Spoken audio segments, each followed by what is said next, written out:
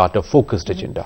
The third, which I think is very important, is in terms of bringing in the SDG and other dimensions in terms of development and climate change. The fourth, and I think extremely important area, is this trade and energy linkage, where Nairobi we are going to meet at WTO ministerial. Down the year, the COP21 would bring out the issues which are significant for climate change. But much more important, the point that you were trying to raise in terms of what are the concrete deliverables out of it. We should not forget that at the outset, the program had a dinner talk on terrorism and refugee crisis. After Paris attack, there was a full statement and a half a day discussion on this issue. And there, the most concrete deliverable that I see is the FATP report, the Financial Action Task Force report. The task force for the first time has identified two major areas of action. Number one, the financial sanctions that would be there for the countries which are not helping in terms of containing the illicit financial flows for terrorist activities. Now, how do you recognize that? That's what FATP has done. If you see the report, part of it is now available on the web. They have for the first time tried to define the operative channels for financing terrorism. So do you think this communique is this is extremely important step which India for so many years articulated. But as Ambassador Kaju earlier was pointing out, going beyond the intentions, do you think this summit is serious, happening just after the Paris attack? And exactly, because for the first time, OECD countries are now seeing the interlinkages. The UN reforms are finding problem, but adoption of FATP report, and now they have been given further mandate in this summit to deepen work on modalities for implementation. And in next 3 months, the task force has to come out with modalities for implementation. Okay, is the sincerity visible, Ambassador Kaju? No, I think this is good. Right.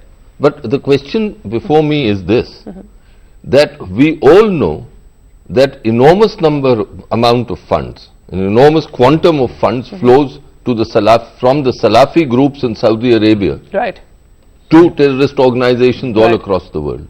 Now, will this help in staunching that? That depends on the sincerity and purposefulness of the Saudi authorities. Is this also because of the West nations? Last point.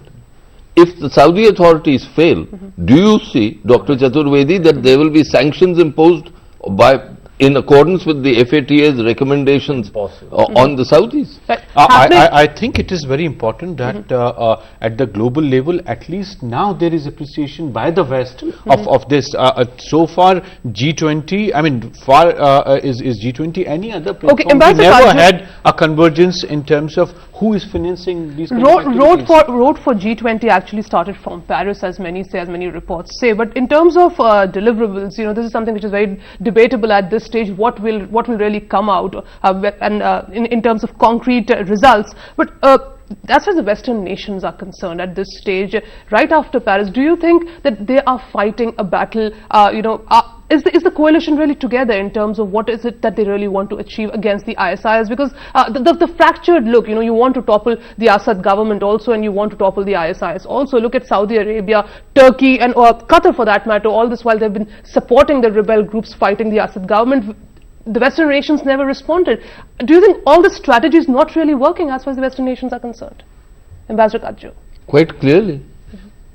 If ISIS is in a position to undertake attacks such as in Paris, and if ISIS is, I won't say getting entrenched and consolidated fully, but it is getting a certain tailwind in Iraq and Syria, the entire Western approach on this issue has not succeeded. And that it has not succeeded because it is not able to identify the crucial issue that ISIS poses the major problem, and that change in regimes are a secondary thing. Intervention is a very, very complex and difficult exercise. Right. Ambassador Kumar. In Syria, unless US, Europe can really make up their mind, who is the bigger enemy? ISIS or Assad? unless you sort out the dilemma, you cannot fight. What you are doing even after this all the attack, what Mr. Obama said. Now, Assad is a problem. He, the root cause is started. Even yesterday he has talked about that. Now, if you have that, you might really, for the time being, acquiesce, okay, let Russians bombard and you really spared. But are you with Russia? No. Russia will certainly be not opposed to the idea. Assad position is stagnant. They are really hating ISIS, they are also hating other rebel. But if you go on arming the rebel groups who are fighting at Assad, then you are going in circles. One side is trying to strengthen the support of president. Will this really change, Professor Chaulia, from here, after the G20 summit, and you've also seen the, at this stage, what is really coming out of the G20 summit? What sort of agenda the Western nations will have from here? Because military intervention will continue. This is very much evident what President Obama actually said. Well, the G20 showcased some of these contradictions clearly because President Putin named 40 countries from whom financing is flowing to ISIS and other jihadist groups. And these included G20 member nations who are sitting right at the table. So that was the first contradiction. Turkey, the host, President Erdogan, claims that the real problem is Assad regime, and that is the #1 problem. And that, he says that now we are against Daesh or ISIS, but essentially he has also been a major conduit and a facilitator of this monster that we have seen. I mean, Saudi financing, yes, Qatar, all of them, Kuwait, yes, the Gulf monarchies did, but the biggest culprit, in my view, has been Turkey. And so this complicity has led to this crisis, and now Turkey is holding the presidency of G20 and pontificating about how we can counter terrorism, right? So there are contradictions in this. But nonetheless, that said, we must understand the nature of the G20. The G20 is an informal institution. It's not an UN type organization or let's say a WTO type organization where there are going to be incentives, disincentives and penalties and sanctions. Rather what it does is more like a guidance mechanism. It's more like a statesman of grouping of elders kind of thing that was created after the financial crisis began 2008. So at least on paper we have a normative thing now come in. Even the mission creep that my colleagues have pointed out, there is mission creep, no doubt. But then the dysfunctionality of the UN Security Council. So there are no binding agreements. This is not in terms of how do you really formalize the very nature of G20? Where is the forum to actually create any consensus outside the G20? I mean, the UN Security Council is unrepresentative. It is already divided between Chinese and Russians on one side and the Western ones on the other. And the veto usage has restarted again after a drop after the end of the Cold War.